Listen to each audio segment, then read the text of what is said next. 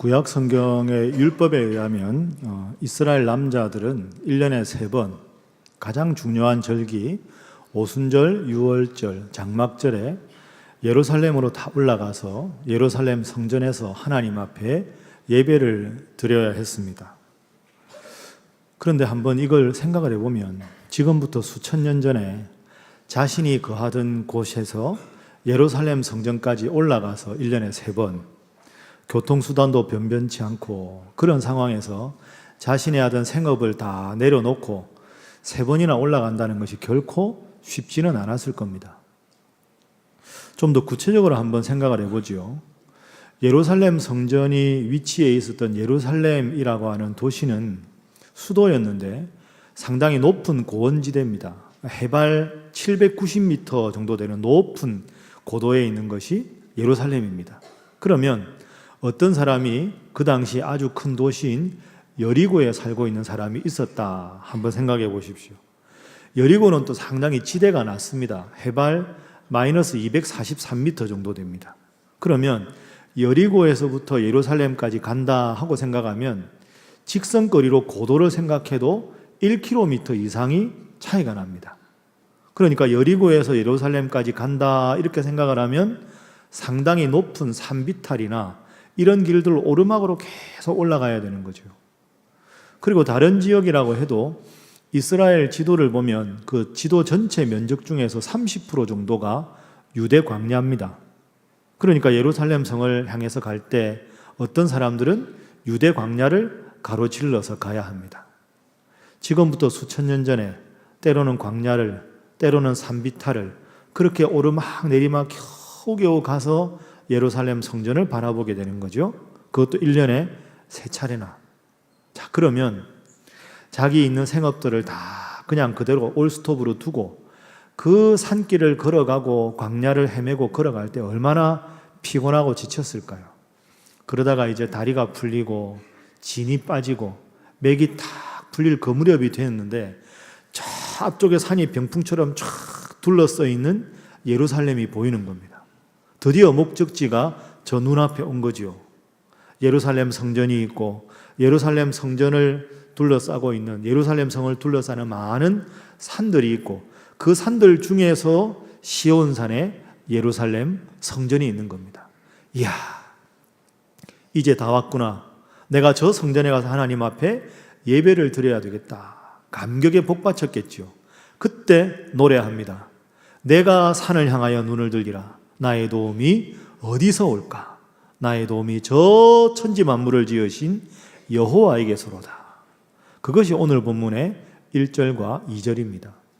그래서 오늘 시편 121편은 성전에 올라가는 순례자들이 하나님 앞에 찬양한 시, 그래서 성전 순례시라고 합니다. 시편 120편부터 134편까지는 성전에 올라가서 예배드리는 당시에 이스라엘 백성들이 하나님 앞에 찬양했던 그런 시입니다. 오늘은 이 시를 중심으로 해서 오늘 우리가 하나님의 성전을 어떻게 이해하고 또 예배드리는 우리가 어떤 신앙의 상태를 가져야 하는가 하는 것을 3가지로 나누어서 살펴보도록 하겠습니다. 맨 먼저 산과 성전과 하나님의 연계성에 대해서 생각을 한번 해보지요. 1절 말씀에 산이라는 표현이 나오죠. 내가 산을 향하여 눈을 들리라. 예루살렘 성을 병풍처럼 둘러싸고 있는 산들이 있습니다. 산이 하나가 아니라 여럿입니다. 그래서 한글 성경에는 산이라고 되어 있지만 원문으로 읽으면 여러 산들이라고 복수형으로 되어 있습니다. 산 하면 느껴지는 이미지가 변함없다, 불변하다 이런 거죠. 그 산을 보면서 변함없는 하나님의 능력과 사랑을 느낀 겁니다. 그런데 이 산을 보면서 하나님을 느낄 수 있는 중요한 계기가 있습니다. 그게 뭐냐 하면 그 산 중에 산 시온산에 예루살렘 성전이 있기 때문입니다. 그래서 이스라엘 백성들은 1년에 3번씩 그 산을 갈 때마다 저 산 중에 산 시온산, 하나님께서 친히 임재하시는 예루살렘 성전, 그리고 그 성전에 예배드리는 우리에게 복 주시는 하나님, 그래서 산과 성전과 하나님, 이 삼중적인 연계성을 늘 고백하게 되는 거죠. 여러분, 이게 먼 옛날 이야기만이 아닙니다. 오늘 우리도 마찬가지 아니겠습니까? 여러분이나 그 당시 이스라엘 백성이나 세상 속에서 바쁘게 살아가다가 오늘 하나님 앞에 예배드리러 오면서 여러분 이 계단을 올라오면서 무슨 생각을 하셨습니까? 세상에서 떠나서 하나님의 성전, 이 하나님의 성전에서 하나님의 영광을 본다. 그런 마음으로 오면 시편 121편에 이름 없는 저자가 곧 우리의 고백이 되는 그런 저자의 모습이다. 이렇게 우리가 생각할 수가 있습니다. 그렇습니다. 이스라엘 백성들은 변함없이 우뚝 서 있는 산을 보면서 하나님의 성전을 생각하고 그 성전을 바라보면서 영원하신 하나님을 떠올리곤 했습니다. 물론 구약시대의 이 성전이 이 시대의 교회입니다.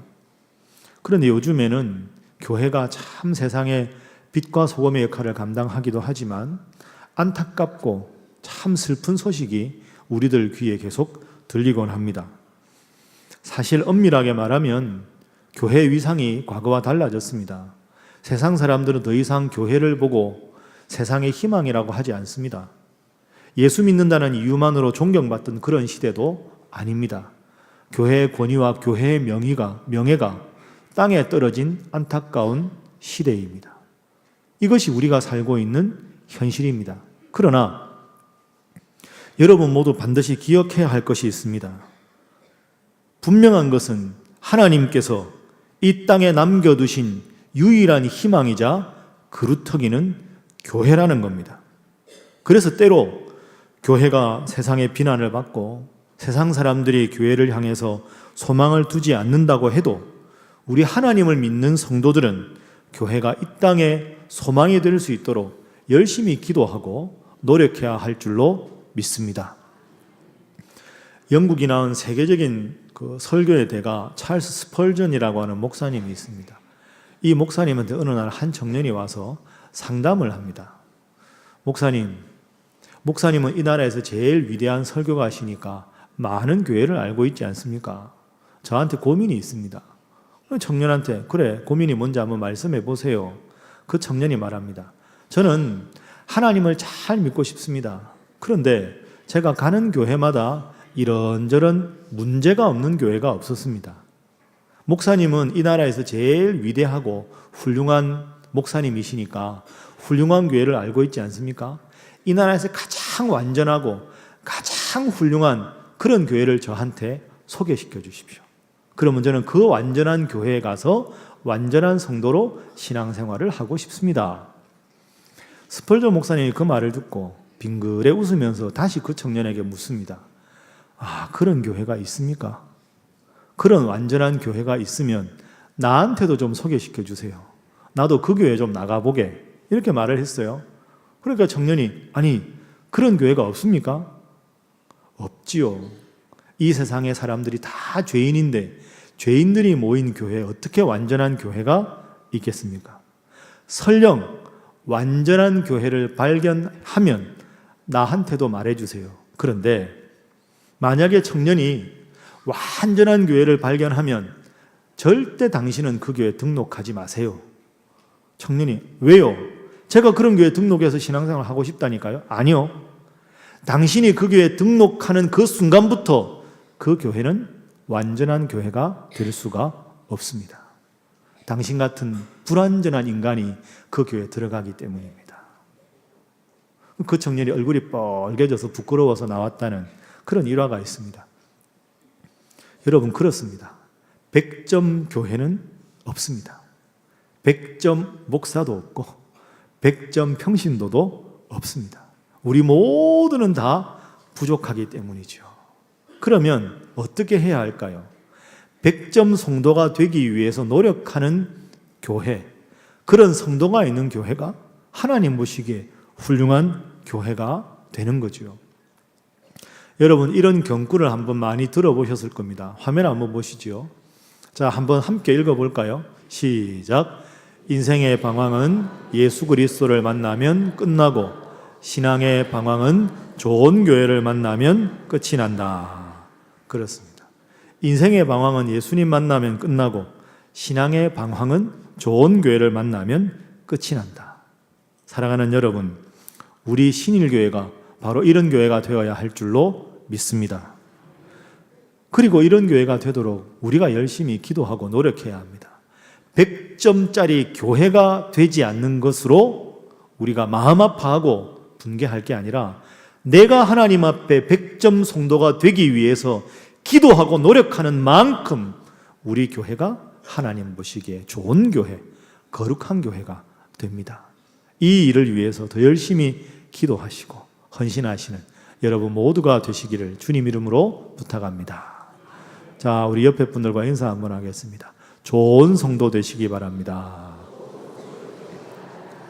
한 번 더 하겠습니다. 잘하실 줄 믿습니다. 하겠습니다. 자, 그럼 이제 두 번째로 한번 생각해 보겠습니다. 그럼 좋은 교회가 어떤 교회일까? 어떤 교회가 좋은 교회고 어떤 성도가 좋은 성도일까?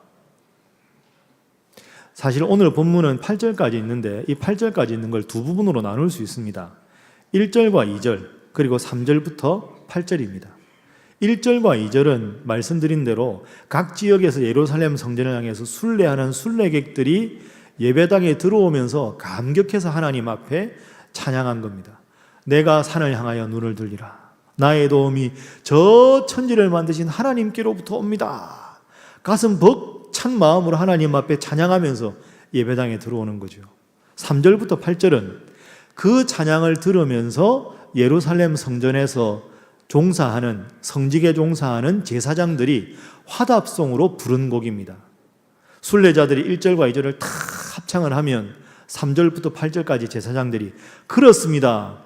바로 그렇습니다. 하나님께서 여러분의 삶의 주인입니다. 그 좋으신 하나님은 여러분이 실족지 않도록 지켜주시고 낮에 해가 여러분을 상하지 않도록 지켜주시고 밤에 달이 여러분을 상하지 않도록 지켜주시고 하나님은 졸지도 않고 주무시지도 않고 여러분을 지켜주시는 사랑의 하나님이십니다 하고 3절부터 8절까지 화답해서 하나님께 영광을 돌리는 거죠. 여기에 좋은 교회 비결이 있습니다.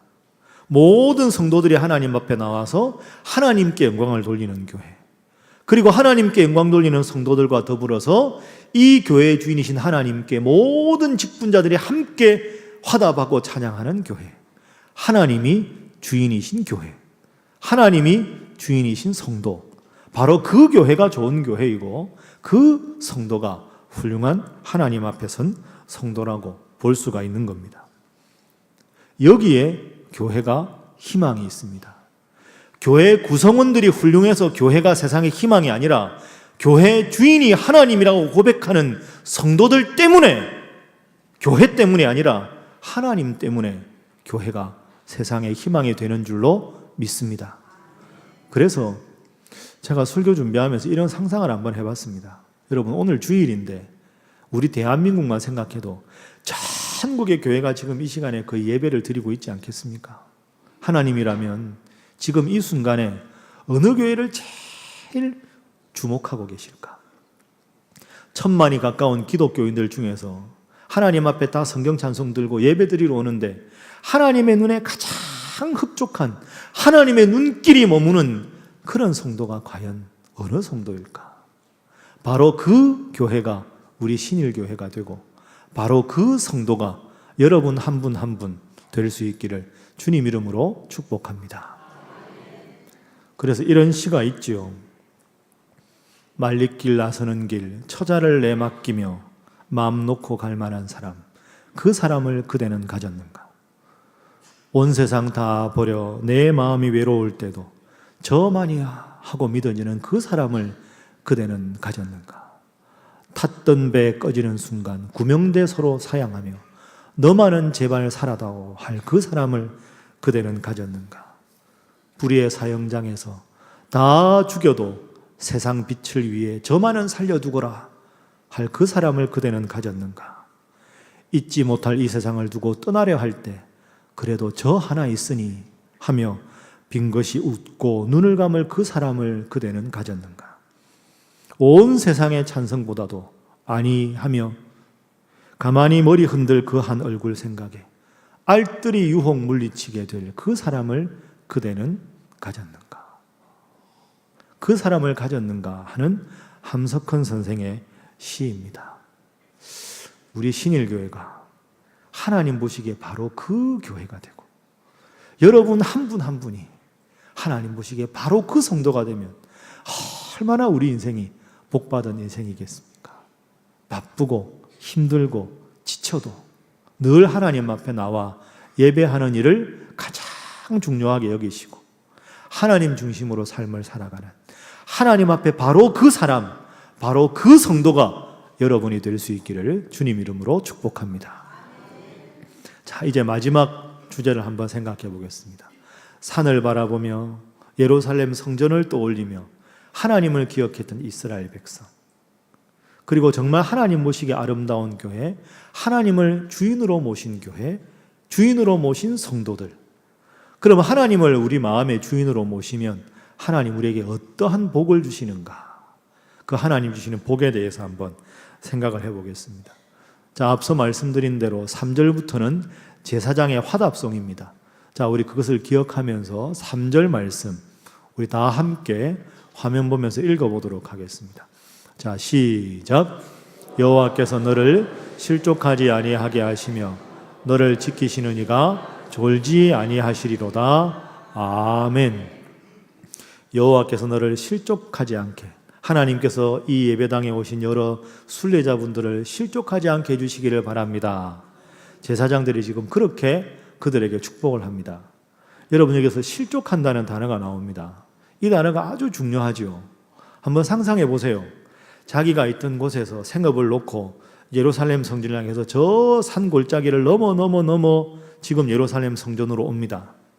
제일 조심해야 될 게 뭘까요? 산비탈길 오다가 발을 헛디디면 큰일 나죠. 오르막에서. 그렇게 되면 발을 쩔룩쩔룩 하면서 예루살렘 성전까지 오기가 힘들지 않습니까?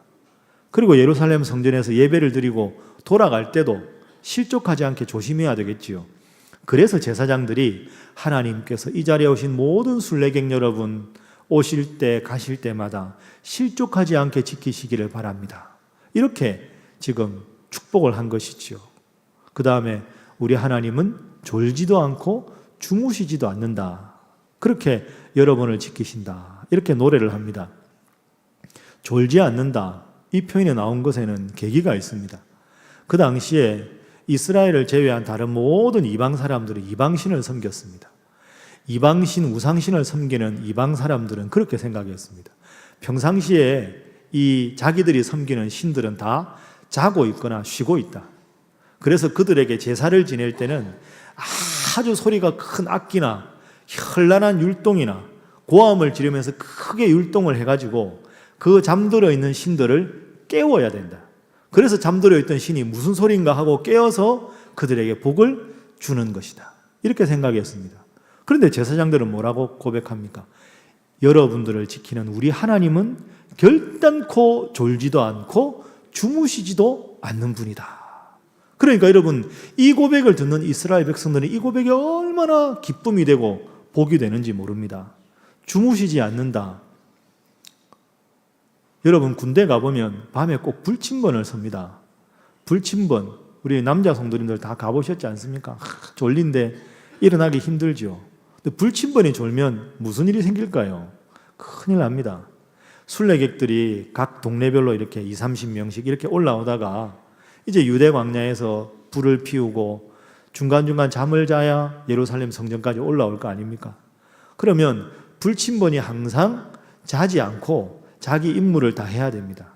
불침번이 만약에 졸면 그 대목을 노리는 강도들이 와서 다 약탈해 갈 수도 있고, 아니면 그 사막이나 광야의 무서운 짐승떼들이 그 자고 있는 무리들을 다 습격할 수도 있습니다.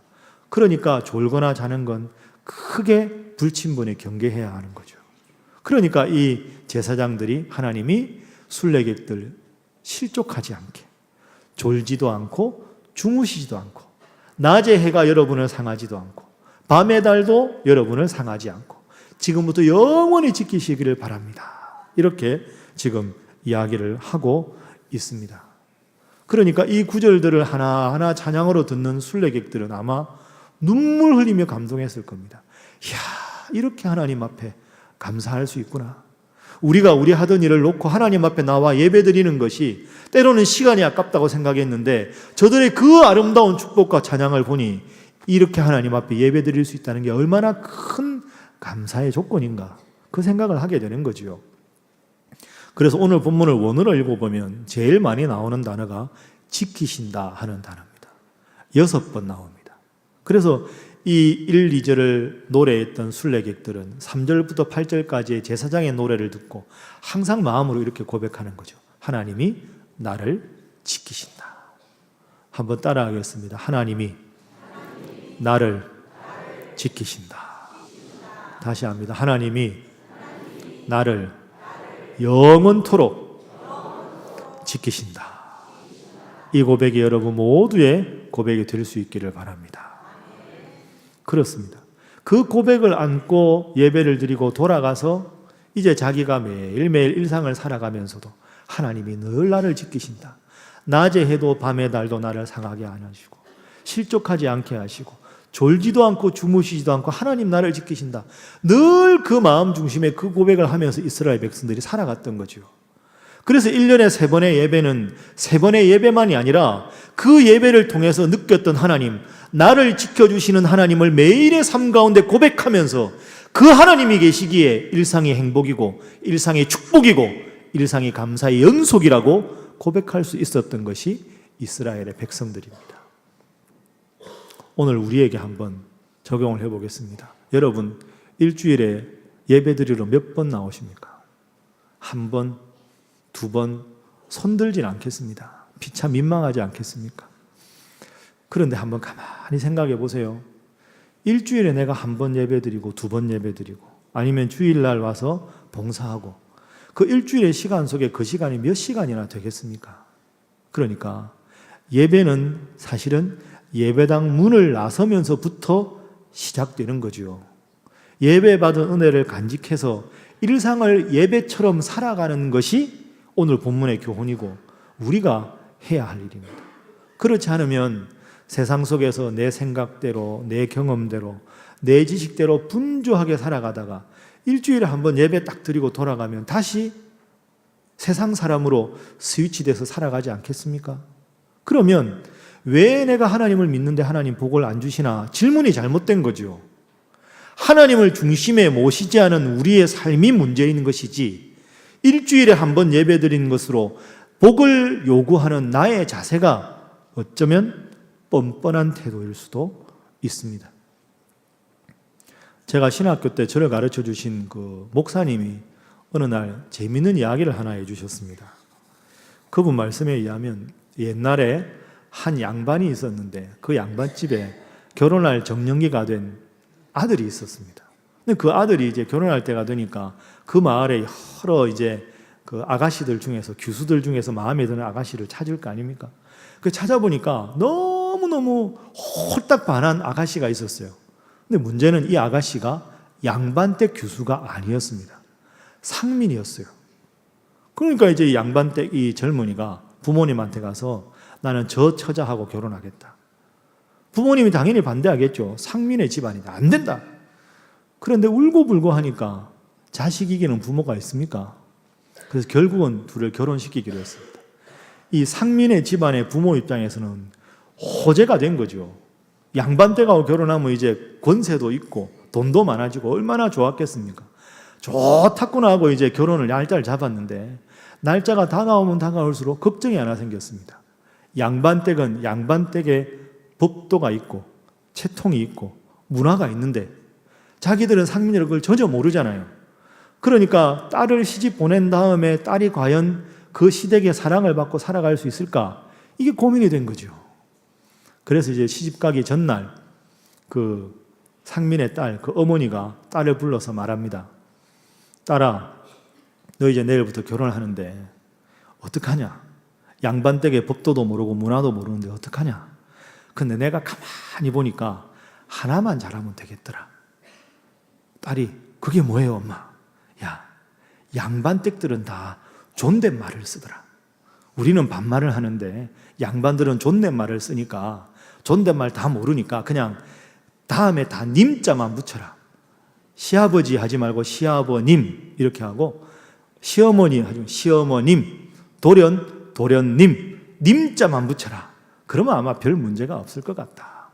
어머니 잘 알겠습니다. 어머니는 무슨 어머니? 어머님 하라니까. 어머님 잘 알겠습니다. 하고 이제 시집을 갔습니다. 며칠을 잘 지냈어요. 한참 무더운 여름날이었는데요. 이 시아버님이 너무 더우니까 문을 다 열어놓고 이제 선선한 바람에 낮잠을 주무신 거예요. 근데 이제 그 방 들어가는 문턱에다가 머리를 딱 대고 이러고 이제 잠을 아주 꿀잠을 자고 있었어요. 근데 이제 며느리가 밥상을 들고 상을 들고 들어가야 되는데 시아버님이 지금 거기에 누워 계시잖아요. 시아버지, 아차, 그러면 안 되지. 시아버님 해야지. 그 마음속에 다짐하고 이제 존댓말로 아버님을 깨우리라 생각했습니다. 그리고 이렇게 시아버님, 대가리님 치우세요. 밤님 들어갑니다. 이렇게 시아버님, 대가리님 치우세요. 밤님 들어갑니다. 여러분, 참 이게 웃긴 이야기 아닙니까? 대가리님이 뭡니까? 대가리님이. 한 방에 바로 그 시아버님이 깨지 않았겠습니까? 놀래서. 여러분, 이게 우스개 이야기인데요. 이 이야기가 우리에게 전해주는 교훈이 뭐겠습니까? 외적인 신분의 변화가 내적인 삶의 태도를 가져오는 것은 아니라는 겁니다. 양반댁 며느리가 되었다고 해도 그 양반댁 법도와 문화를 다 익히려면 수년이 걸리겠죠. 오늘 우리도 마찬가지입니다.